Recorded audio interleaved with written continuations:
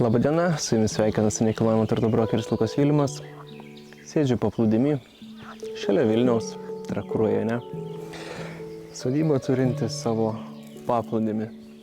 Pirtį, mišką, visą simfoninį orkestrą.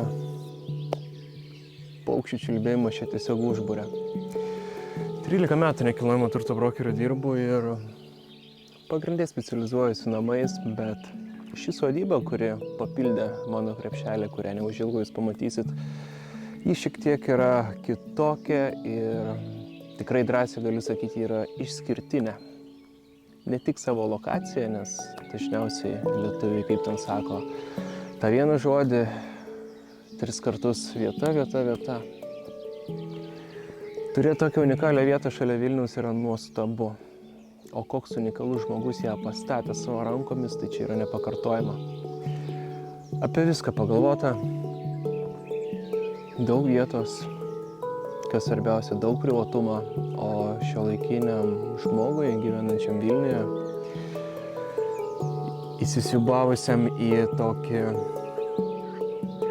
lėkimo rutiną, skubėjimą ir neturėti vietos, kur gali prisėsti ant kelmelę ir pailsėti, pabėgti nuo pagrindinio to miesto šurmulio ir atsikvėpti, pasikrauti energijos iš šios nuostabios aplinkos, brandžių medžių.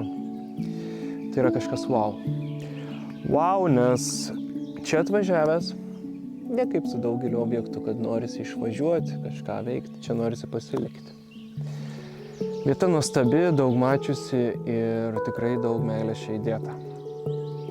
Tad pažiūrim, ką mes turim ir susipažinkite su šios nuostabios sodybos savininku Justinu. Sveiki atvykę į Justino sodybą. Šią sodybą aš kūriau 30 metų.